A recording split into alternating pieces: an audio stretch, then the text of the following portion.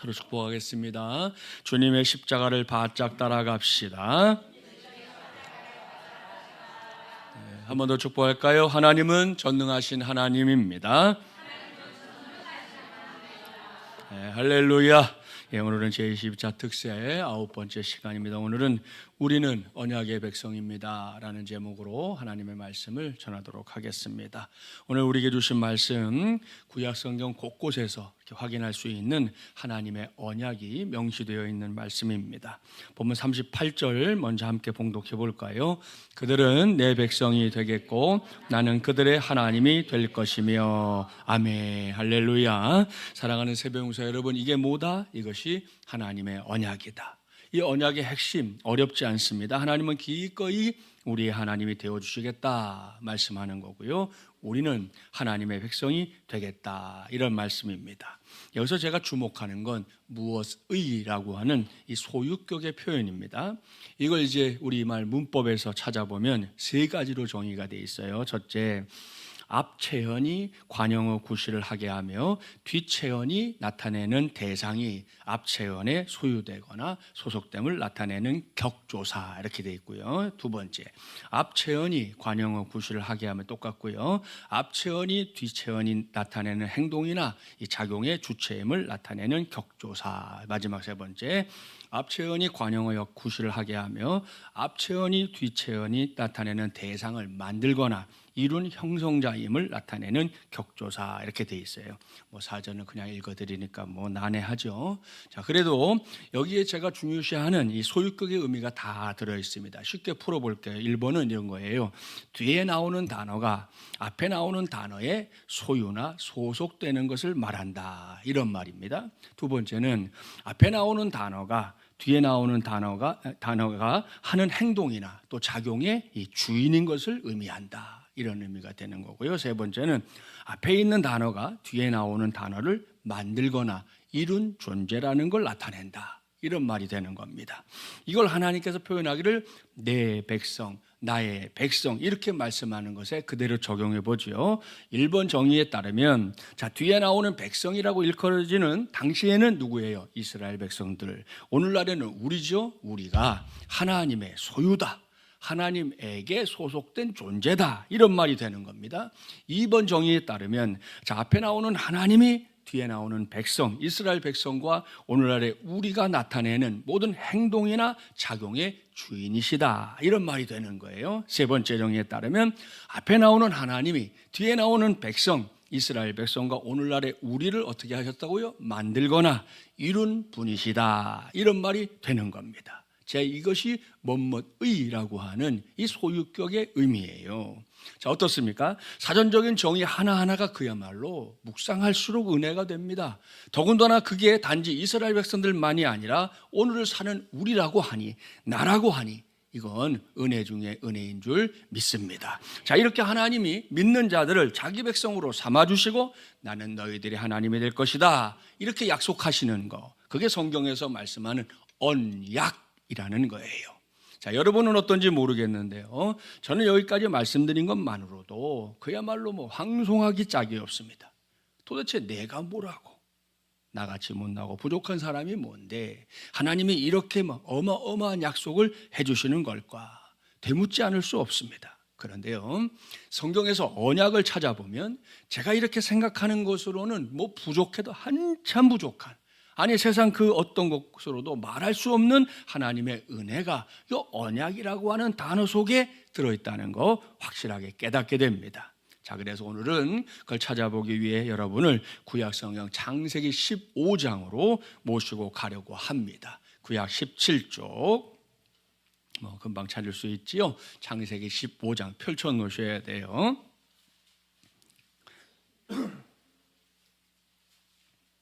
자, 15장 딱 펼쳐보면 1절 앞에 소제목이 있을 겁니다. 그렇죠? 뭐라고 되어 있어요? 여호와께서 아브라함과 언약을 세우시다. 자, 이렇게 되어 있을 겁니다. 먼저 1절부터 7절까지를 눈으로 보겠습니다. 하나님이 아브라함에게 나타나셨습니다. 그리고 말씀하시죠. 나는 내 방패요 너의 지극히 큰 상급이니라, 이렇게 말씀하셔요. 그런 다음 아직 자식이 없었던 아브라함에게 장차 이삭을 주실 것을 말씀하고 있고요. 또 하나, 가나안 땅을 아브라함에게 주어서 그의 소유가 되게 하겠다 말씀하십니다. 자, 거기까지의 내용 7절까지를 전제하고 8절부터 11절을 이제 한 절씩 교도할 겁니다. 그가 이르되 주 여호와여 내가 이 땅을 소유로 받을 것을 무엇으로 알리이까?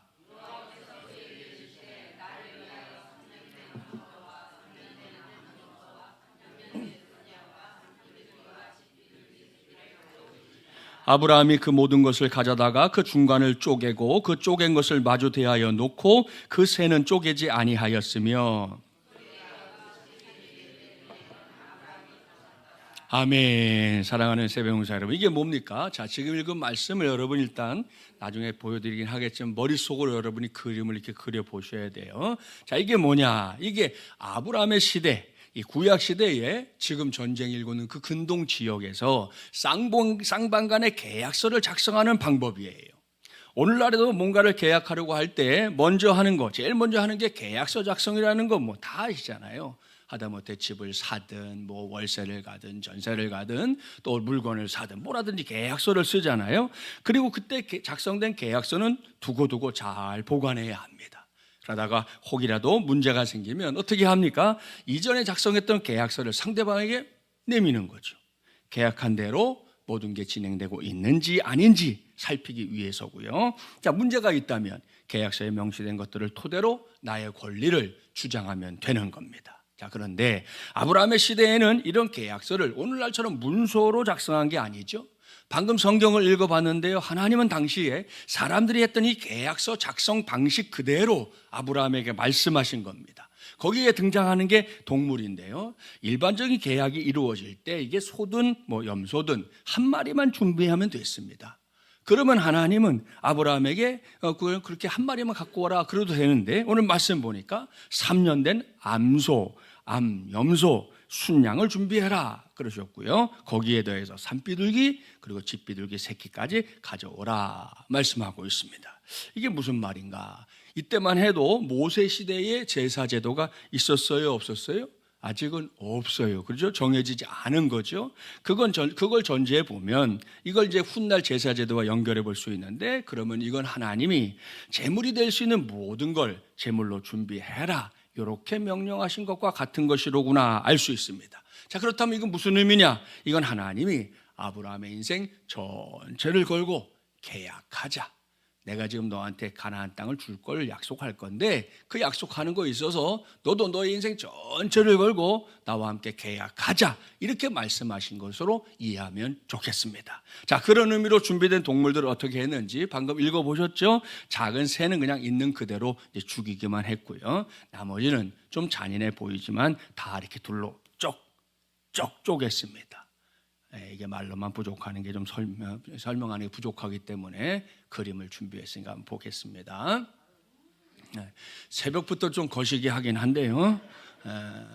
뭐 어떤 여러분의 이해를 돕기 위해서 아까 여러분 상상을 동원해 보라 했는데 이렇게 생각했는지 모르겠지만 하여튼 AI의 도움을 받아서 뭐 이건 뭐 어디 있는 건 아니고 그냥 직접 그린 거예요. 이렇게 그려봐라 그랬더니 나온 거예요. 자, 좀 거시기하긴 한데 실제로 당시의 계약식에서는 저렇게 동물을 둘로 쪼개어 놓는 건 당연한 일이었어요. 이게 하는 거예요. 우리가 계약서 작성하는 거와 똑같아. 이건 반드시 해야 되는 거예요. 자, 그런 다음이 중요합니다. 자, 펼쳐놓은 15장 말씀 계속해서 보세요. 사람과 사람 사이에서 뭔가를 계약할 때도 여러분 정신을 바짝 차려야 돼요, 멍하고 있어야 돼요? 정신 바짝 차려야죠. 다들 아시죠? 그런데 12절 말씀 보세요. 어느 정도 시간이 지나자 이런저런 준비하는 게 좀 힘들었는지 모르겠는데 아브라함이 어떻게 됐어요? 잠들었어요. 그만 잠이 들어버렸어요. 하나님께 예배하는 중에도 이런 사람들 있나요? 없나요? 있어요. 하나님께 예배하다가 줘라, 뭐 조는 건 괜찮은데 자는 게 더 문제지만 아무튼 뭐 있죠. 있죠. 자, 그렇게 잠이 들었는데 하나님이 찾아오셨어요, 다시. 자, 그때 하신 말씀을 보세요. 장차 아브라함의 자손들이 애굽에서 430년 동안 종살이를 하게 될 것이다, 이걸 예언적으로 말씀하셨고요. 이제 그 다음이 중요합니다. 14절부터 17절 우리 한 절씩 교독해 볼게요. 그들이 섬기는 나라를 내가 징벌할지며 그 후에 내 자손이 큰 재물을 이끌고 나오리라. 내 자손은 4대 만에 이 땅으로 돌아오리니 이는 아모리족 속의 죄악이 아직 가득 차지 아니함이니라 하시더니,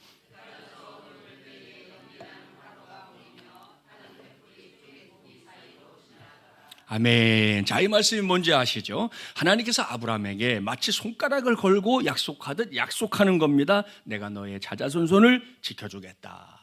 그들이 종살이하는 시절은 있을 거지만 400년, 나중에 430년 정확하게 말하면 430년의 세월은 있을 거지만 그 다음에는 내가 반드시죠. 반드시 그들을 인도해서 가나안 땅에 돌아오게 하겠다. 자, 이게 엄청난 약속이에요. 그리고 그 와중에 아브라함 개인에게는 또 약속하시죠. 너에게는 평안과 장수의 복을 주겠다. 이렇게 말씀하고 있습니다. 자, 이렇게 그날의 계약식이 마무리될 때였습니다.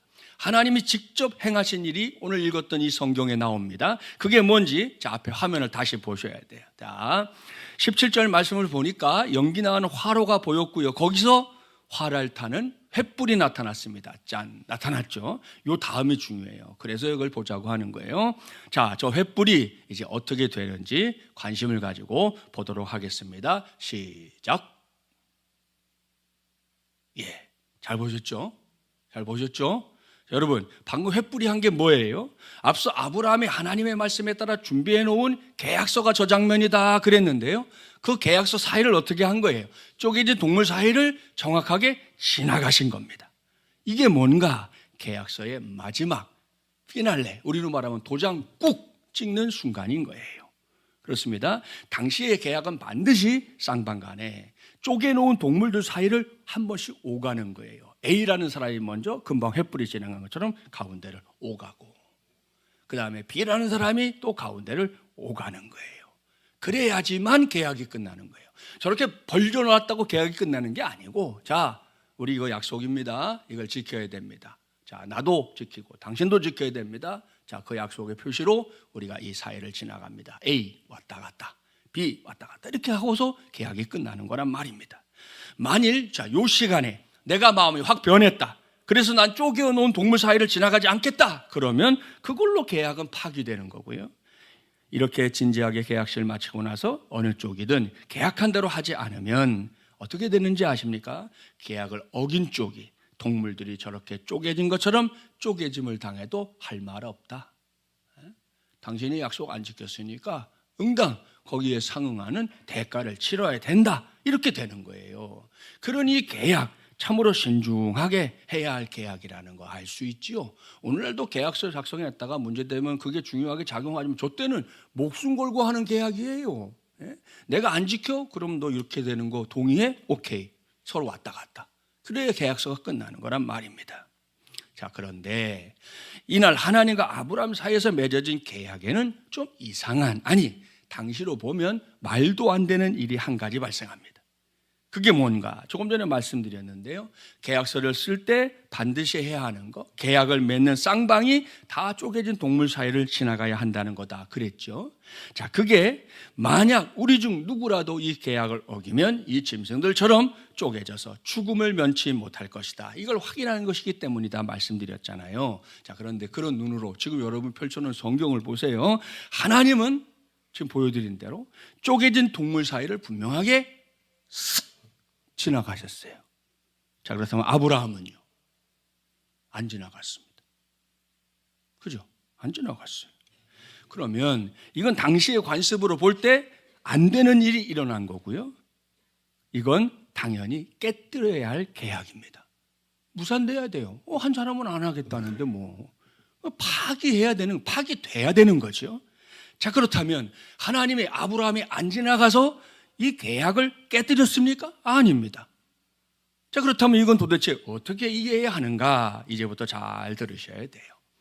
우리는 이 사건에서도 하나님의 놀라운 은혜와 긍휼, 사랑과 배려를 확인할 수 있습니다.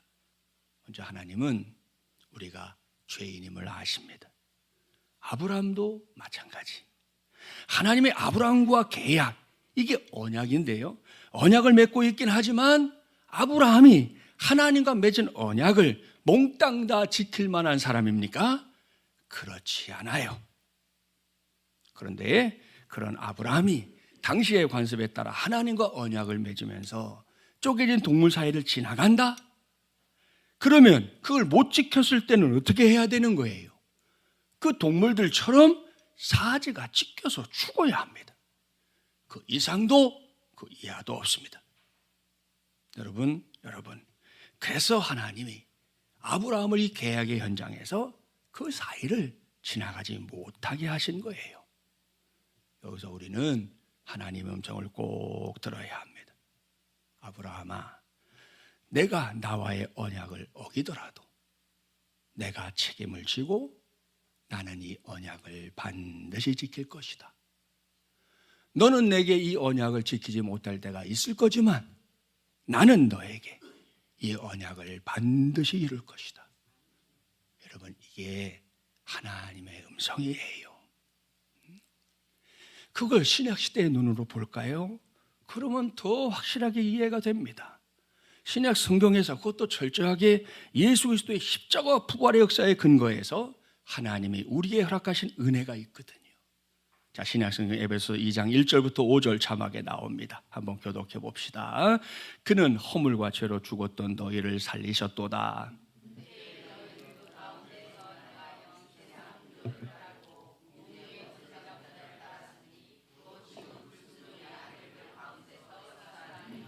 전에는 우리도 다 그 가운데서 우리 육체의 욕심을 따라 지내며 육체와 마음에 원하는 것을 하여 다른 이들과 같이 본질상 진노의 자녀이었더니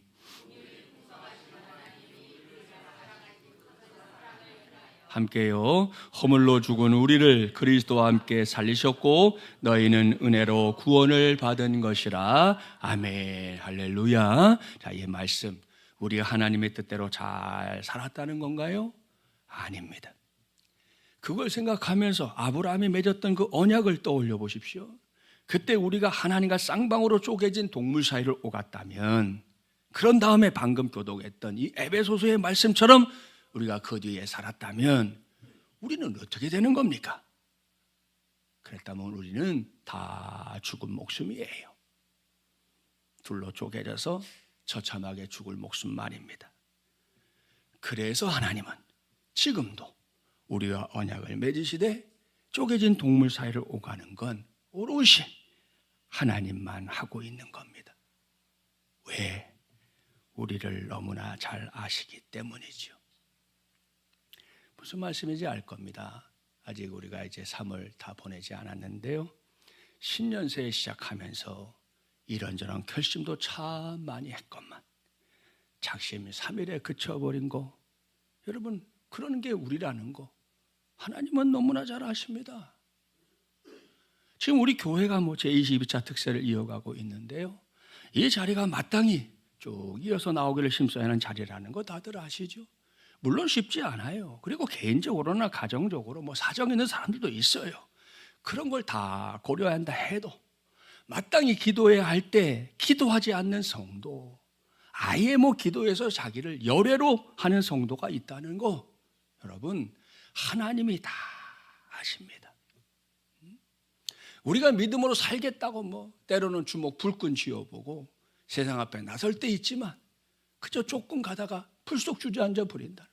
어떨 때는 신앙의 저 고지를 달리는 것처럼 산 위를 달려도 그냥 예전에 말하면 600만 불의 사나이처럼 그렇게 할 거 못할 거 다 할 것처럼 하다가도 어느샌가 저 구속 나락에 떨어져 있는 게 우리라는 거 하나님이 다 아십니다. 그래서예요. 그래서 우리에게 쪼개진 동물 사이를 아예 지나가지 못하게 하시는 겁니다. 대신에 하나님은 쪼개진 동물 사이를 정확하게 오가셨습니다. 우리의 몫까지 감당하시면서 말입니다. 아브라함 시대에 그렇게 하셨고요, 2000년 전에는 이 땅에 하나뿐인 아들 예수님 독생자를 보내셨고요, 그 아들이 쪼개진 동물 사이를 오가지도 못하는 우리 한 사람 한 사람 죄인들을 대신해서 십자가에 달려 물과 피를 다 쏟으며 죽게 하신 겁니다. 이 모든 걸 가리키면서 사도 바울이 뭐라고 말씀하시고 있습니까? 너희는 은혜로 구원을 받은 것이라. 너희는 은혜로 구원을 받은 것이라. 여기에 나오는 은혜를 가리켜 신학에서도 말합니다. 전적인 은혜 또는 불가항력적인 은혜, 이렇게 표현합니다. 무슨 말인지 아시죠? 내 편에서 한 건 단 한 가지도 없다. 모두가 하나님이 하신 것이다. 이런 의미의 은혜예요. 사람과 사람 사이에서 은혜는 내가 베풀 때도 있고 내가 받을 때도 있잖아요. 근데 하나님과 우리 사이의 은혜는 우리는 할 수 있는 게 없는, 해도 안 되는 것이고 해봤자 결과가 뻔한 것이고 절적으로 하나님 편에서만 주실 수 있는 거예요.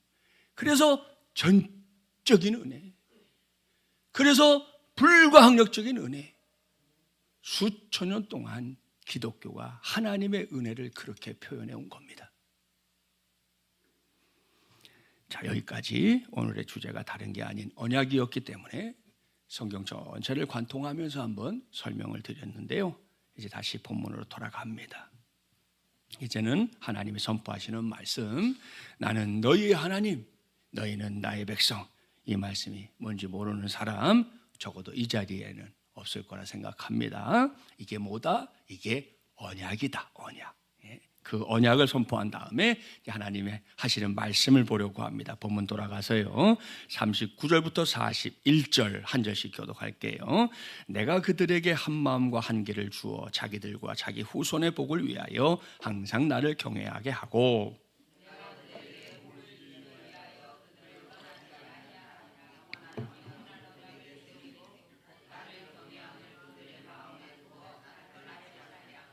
함께요. 내가 기쁨으로 그들에게 복을 주되 분명히 나의 마음과 정성을 다하여 그들을 이 땅에 심으리라. 아멘. 여러분, 이건 하나님께서 자기와 언약을 맺은 이 언약 백성들에게 덤으로 약속하시는 은혜요 복입니다. 여기서 제일 먼저 주목해야 할 거, 언약을 말씀하시면서 뭐라고 하시냐? 자기들과 자기 후손의 복을 위하여, 이렇게 말씀하고 있다는 거예요. 이 아브라함의 언약이 이 제대로 된 언약의 형태로 성경에 기록된, 물론 아담과도 하나님의 언약을 맺으셨지만 아브라함과의 언약은 아주 구체적인 현장까지 우리에게 보여주고 있는데, 그 현장에서 하나님이 이 언약을 맺으시면서 콕 집어서 말씀하신 게 자기들과 자기 후손의 복을 위하여라고 명시하고 있다는 겁니다. 자, 이건 우리 교회가 요즘 힘쓰고 있는 D6 교회를 떠올리게 합니다. 이미 말씀드린 적이 있는데요, 하나님은 구약시대부터 신약시대, 아니 오늘날인 교회시대에 이르기까지 당대하고만 상대하신 적이 없어요. 항상 하나님은 당대와 그 후손들, 여러분 아브라함과 이삭과 야곱이잖아요. 당대와 후손들, 거기까지 관심을 기울이시는 분이 하나님이십니다. 그래서 우리 교회가 요즘 세대통합 예배도 드리는 거고요, 주일 오후에 3세대 주일학교도 모이는 겁니다. 그런데도 종종 장령 성도들 가운데 교육부를 위해 뭔가 자리를 만들거나 시간을 배려하면 그걸 불편하게 여기는 경우들이 있는데요, 그건 확실하게 그분 당사자의 뜻일 뿐입니다. 그건 결코 하나님의 뜻이 아니에요. 제가 언젠가 부모들이 삶을 비관해서 스스로 목숨을 던질 때 자녀들의 목숨까지 빼앗아 버리는 것, 이건 아주 큰 범죄다 말씀드렸는데요, 아예 신앙이 없는 부모야 뭐 말할 게 없지만 그래도 나는 크리스찬입니다, 나는 예수님이 나의 구세주입니다, 이렇게 말하는 부모가 자녀들의 신앙에 무관심하거나 자녀들의 신앙이 제대로 자랄 수 없게 그 앞을 가로막는다? 여러분, 이건 하나님이 결코 가볍게 여기실 일이 아니에요. 꼭 기억해야 합니다.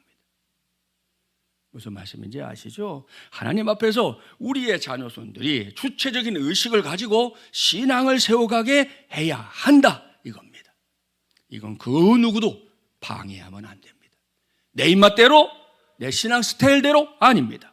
내가 시간이 되면 힘쓰고 아니면 말고, 그것도 안 됩니다. 이런 사실에 대해서 담임 목사가 분명한 확신을 가지게 됐기 때문에 지금 우리 교회가 D6 교회가 되려고 하는 겁니다. 그래서 이 시간 조부모님들과 부모님들에게 다시 당부합니다. 일단은 자녀손들이 교회에 오게 해야 돼요. 예? 오게 해야 됩니다. 자, 그렇다고 해서 애들을 마구 닥달하라 그런 거 아닙니다. 예전에 성도들은 제가 말씀드렸죠. 제가 전에 있던 교회 어느 장로님은 자기 어려서 주일을 빼먹으면 아버지가 밥을 안 줬다고 그러더라니까요. 예? 그런 거 하지 마세요. 그걸 하지 말라고 이미 말씀드렸어요. 그렇다고 해서 교회에 나오지 않고 있는 자녀손들 때문에 또 지쳤다고 손과 발 다 든다? 여러분, 그건 그거야말로 직무유기입니다. 직무유기. 내 말을 지금 안 들어주니 난 못해. 이건 직무유기라는 거예요. 내가 신앙생활에 힘쓰면 힘쓸수록 그렇지 않은 가족들을 볼 때 마음이 어렵고요. 포기하고 싶을 때도 있습니다. 어떤 때는 교회는 안 하고 집에서 빈둥거리면서 리모컨이나 붙잡고 있거나 스마트폰 게임에 빠져있는 자녀들이 있을 수 있잖아요. 그럴 때 이제 교회 갔다 온 엄마, 나름대로 또 신앙생활 열심히 하는 엄마 입장에서는 아시죠? 등짝 스매싱을 날리고 싶죠. 이놈의 새끼 그냥 나랑 약속을 해놓고 너 지금 뭐 하는 거야 이 새끼야 그러고 싶잖아요. 충분히 이해됩니다. 그럴 수 있죠. 그래도 여러분 그렇게 하지는 마시고요. 일단 흥분된 마음을 가라앉히시고 이렇게 말하면 좋겠습니다. 아이고, 우리 아들이 집에 있었구나. 엄마는 우리 아들이 교회 올 줄 알고 많이 기다렸는데 오늘 엄마가 기도 많이 하고 왔다. 너 그거 기억해. 하나님은 절대 포기하는 법이 없으셔. 그래서 엄마도 널 위해 계속 기도하고 있는 거야. 그러잖아. 아유, 점심시간이구나. 너 배고프겠구나. 점심 뭐 먹을래? 뭘 해줄까? 말만 해. 엄마가 맛있는 거 다 해준다. 지난 주일까지는 날아오는 게 등짝 스매싱이었는데 이번 주일에는 엄마가 이렇게 나오면 어떻게 되는 줄 아세요? 이 녀석이 엄마의 변화에 너무 큰 공포심을 느껴가지고 곧바로 이렇게 이해할걸요. 엄마, 저 다음 주부터 교회 갈게요. 그게 될 거예요. 여러분, 이건 하나의 예입니다. 중요한 건 우리 교회에 속한 모든 가족들이 오늘의 설교 제목처럼 언약의 백성이 되어야 한다 이겁니다. 이미 말씀드렸지만 이건 168분의 1로는 어림도 없다니까요. 요즘 우리 교회가 나름대로 최선을 다하고 있는 거 알 겁니다. 통합교육부에서는 교사들이 팔을 걷어붙이고 성경의 정신으로 여러분이 섬기는 부서 안에서 적극적으로 사명을 감당해야 합니다. 이건 교회에 오는 아이들만이 아니에요. 그렇게 쉽게 교사를 하려고 하면 안 됩니다. 그저 오는 애들만 뭐 챙기지 뭐. 안 나타나면 말지 뭐. 여러분, 그렇게 해서는 그건 교사 노릇 하는 게 아니에요. 그거는. 못 오고 있는 친구 있어요? 그들도 여러분에게는 제자입니다. 어떻게 오는 아이들만 제자입니까?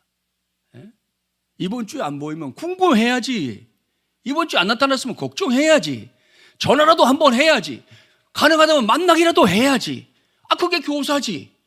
주일날 그 시간으로 딱 시간 때우고 할 거 끝. 여러분, 그게 어떻게 교사예요, 그게. 그런 교사하면 안 돼요, 그런 교사하면. 그런 교사들과는 디스스 교회를 할 수가 없어.